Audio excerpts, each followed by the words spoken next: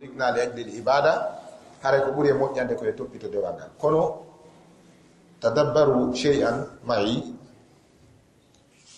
إنما جاء هذا الشهر الكريم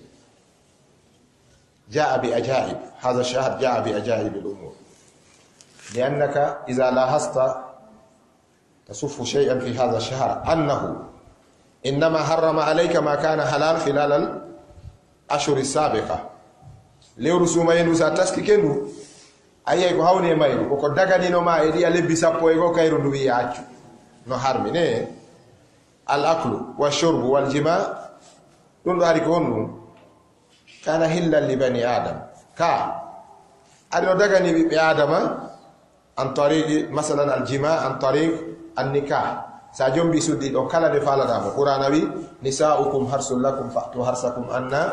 شئتم. أن يفسر أن بماذا؟ بمتى وكيف. دونك فيرتيكو متى وكيف كلا دفالا دا بينغو مانا انون نو فاليرا دامو wo wiyetaake de nokku ka faala damo wodi ka faalirte damo hala no harmi la yujama min ad-dubur rendirtaake ka dubur aga la yujama fil fana goddo rendata e bengu mun e tande be dum wona gundo ko kulisi gonga beya bena c'est discrète ko yo suudo kono no faalira dawo e sa ifala dawo bengu ma no dagani ma suma yari inni gila fer al fajri hanange mutajes interdit ani ko dagino ko suma yi yaccuka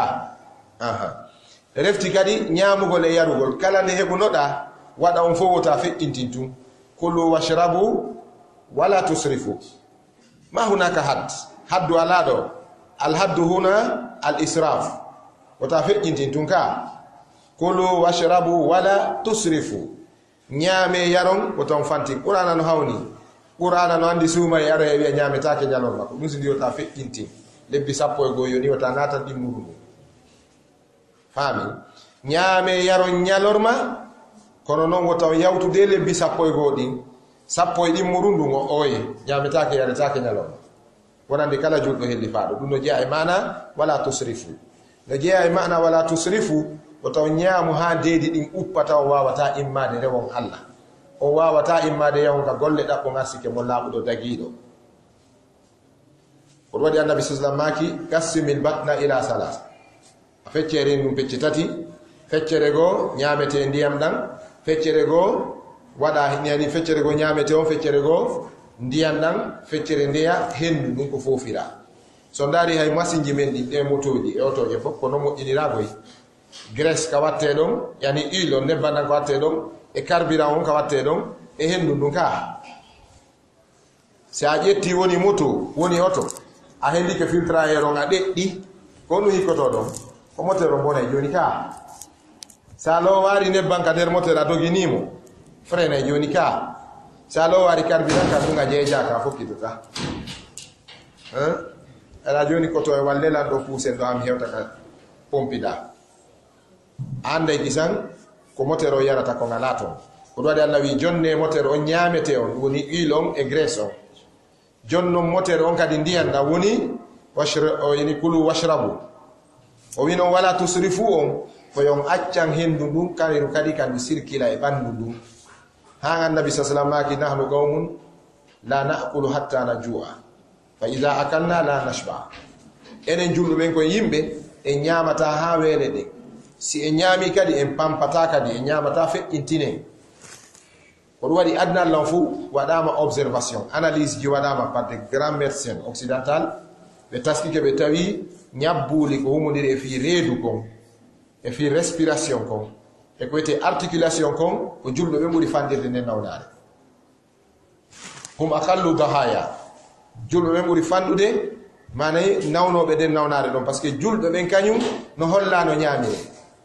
jon nyaamete on no holli julbe ben no nyaamire jon non du lewru suuma e don do ari do wiwota nyaamu lebbi sappo e go gila bimbi hakikide kala nde hebuda tayda hatto jini da wela no dagi nyaamu suma yari ni haysa hebi haysino dagi haysino laabi haysida fala haysino webamma jes min tulu al-fajr ila ghurub ash-shams dum wala examen molana do ni dum ko imtihan imtihan molanaɗo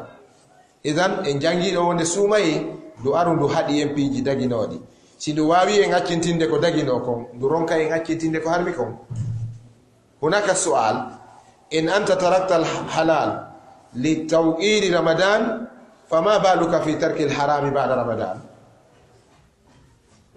si tawi a wawi accitude kada suumaye ɗo ko harmi kon sabu teddingol ko suumaye wi kon la taakul la tashrab wala tujami min tului alfajri ila ghurubi shams ta rendu e ɓengu ma wota ñaamu wota yaru ha nangue muta ɓay andi fetuɓe go kadi no yalti fewdo ɗo wiyoɓe korka mum kamɓe hooray kamɓe hankode ɗe yalta wo allah wi summa atimmu siyama ila llayli hawlay ma fahimu lquran lam yaqul illahu tabaraka wa taala summa atimmu siyama fi llayli innama qala allahu ila llayli wa kalimatu ila hadhihi harfun min hurufi ljarri tadullu ala madha tadullu ila haddin mana oɗo ko harfu naɓowoma ha e keero limite joni mi jonna misal si a wiɗo joni ƴettu kun kaɓɓum ɗo naɓorana lankun dakar tamba kunda ɗo a ƴettiɗo kaɓɓum ma jonnoriɗo soferjo a wi yandi naɓanan kun dakar nani a wonanarimo ko quartier on to e commune ji ɗin ton kaɓɓum ko yata oɗo soferjo noon o yeehi hante kanko ko Pikine o haɗata o feƴƴata ɗon otoje euroje laginara Sénégal ɗen ɗo o feƴƴata Pikine o ƴetti kaɓɓum ko wari ha Pikine ka garbati ɗon o noddima o wi mi hewtini nani wiya o e hewtari taw min kun kaɓɓum ko Médina yata en ville kono yani Dakar ma ko ñaari cokkel ma ko Rebeuss ma ko Grand Dakar kaɓɓum ko yata ma ko Mermoz ko yata ma ko Wakam on fuɗɗike poɗodiri ɗo si ñaawo wari ko ombo jontata gonga ko chauffeur on o wiyay ko wiɗama ko yona ko ha Dakar halas kaɓɓum ko hewti Dakar ne kako hewti Pikine ɗon ko hewti Dakar siko yaray ko lagine ga jonnuɗa si on ɗigi yaade makko han Koundara ko wiɗama ko yo naɓu ko lagine Koundara c'est la première ville de la Guinée sa yuri Sénégal saare jande arande nden ko Koundara première préfecture de la Guinée so naɓi han Koundara wi alhamdulillah mi hewtini lagine ga a wi oye ko mamum mi wima farana ma zere kore son poɗodiri ɗon ko mbo yettoyta gonga ko kanko ko lagine wiɗa yo naɓu ko naati lagine si Allah wi summa atimmu siyama ila layli Allah wi faade e jemma on wona e nder jemma on o wi ko ha jemma on fuɗɗo koyo jemma fuɗɗo Allah wi bimana min mabda'i leyli la dakhila leyli wona nder jemma on Allah wi siko nder Allah faandino hara ko ha tumbere jemma ha koode ɗe yalta ha niɓɓita Allah wiyano summa atimmu siyama fi leyli wona ɗum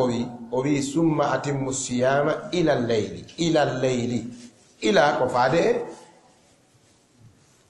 ko ɗum waɗi korka kanko haɗata kaka jemma on fuɗɗi ɗon jemma on ko onto fuɗɗoto kaka nange muti ɗon ka nange muti o jemma naati kono si a wattanari haqqila jokkay ɓen jofoɓe wonɓe noddude yimɓe ɓen faade horugol ha e 21 ha e 22 heures ɓe yewde e goɗɗo goɗo e balle ɗo abral whatsapp o wi joni meɗen fihuntagol ngol tawi no woɓɓe no yude nafugol 21 heures fayda o wi menen meɗen nani qur'ana ko wi ko mbini ko onon majji ko qur'ana wi ko par ce que on ɓura annabijo sa sallam andude ko qur'ana wi ko annabi sa sallam heɓe jogii tamaroje tati aicha radiallahu taala anha kono probléme ɓe yimɓe ɗon ɓe wiyeteɓe chia probléme maɓɓe on tigi tigi tigi on ko sabu ɓe yiɗane laaɗo e hoore mum ɓe yiɗa rewɓe ne laaɗo ɓen ɓay a wawata ceerno demba no wele nene kumba no mette si demba welima kumba welete a wawata yidde ne laaɗo rewɓe ne laaɗo ɓen no mette hombo meɗe wawi jaɓdegol giggol ɗo yiɗɗomata falaka ɓengure maɗe hombo wawma yiɗude ange ɓiɓɓe ma ɓen aña rewɓe ma ɓe weldom hombo wawi gol giggol kono ɓe yiɗa aicha ɓe yiɗa hafsa ɓe yiɗa aboubacre ɓe yiɗa oumar ɓe yiɗa ousmane hay ali ɓe yiɗa ali puisque kaɓe naɓi ali ɗon kaka ali duwaka hewtinede farñitoɓe inna subhana ali ɓe noddina ɓe inna ashhadu an la ilaha illallah wa ashhadu anna muhammadan rasulullah wa ashhadu anna aliya waliyallah wa kulluna na'rif anna aliyan waliyan lillah kono noon idkhalu ali fil adhan ɗum ko bida noon ɗaadugol moɗon ɗum ko hunde nde sella puisque nelaɗo no anduno ɗum aliyu no anduno ɗum ali waɗari ɗum ɓiɓɓe aliyu ɓen no anduno ɗum radiyallahu anhum ɓe waɗari ɗum sahaba ɓe no anduno aliyu ko wali Allah kono ɓe noddinirari mo ko en haɗu ka nelaɗo e sahaba en haɗuno ɗon ko ɗum wiyete dina addinu huwa ma fa'alahu annabi sallallahu alaihi wasallam wa fa'alahu as-sahabatu al-kiram wa asha alayhi at-tabi'un ko wiyete dina ko nelaɗo waɗno kon sahaba en waɗi yani tabi'una en wuri dow muɗum ko ɓe wiyete salafu salihin ajarana Allahu min fitnati al-mudillin.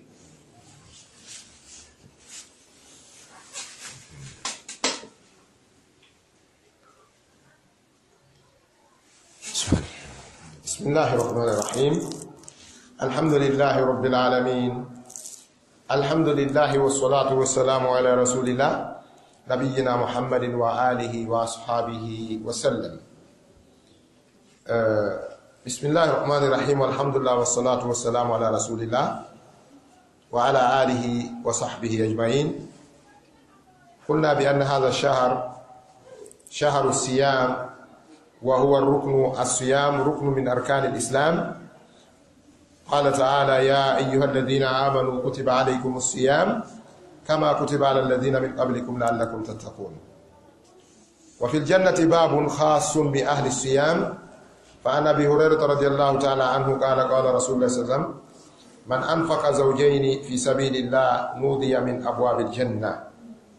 يا عبد الله هذا خير. فمن كان من أهل الصلاة دعي من باب الصلاة ومن كان من أهل الجهاد دعي من باب الجهاد ومن كان من أهل الصيام دعي من باب الريان ومن كان من أهل الصدقة دعي من باب الصدقة. وقال أبو بكر رضي الله تعالى عنه وأرضاه إن هذا الباب باب الريان هو باب خاص لأهل الصيام جعلني الله وإياكم من أهل الصيام. o wi musidɓe julɓe tedduɓe o wi ndu lewru suumaye ɗo wano wirɗen nin e nduɗo lewru ko lewru ndu andanɗa hoore ma ko ndu lewru korka ko ndu lewru horugol ndu ko tugalal jeeyangal e tugale islamu ɗen jowi Allah tabaraka wa taala farliri ndu e dow meɗen aya qur'ana ka suratul baqara aya 164 aya 164 ka suratul baqara subhanahu wa ta'ala wi hey kono yo gomɗinɓe farlama e moɗon horirgol wano farlirano non e duuɗiya moftaluji attinoɗi on la'allakum tattaqun.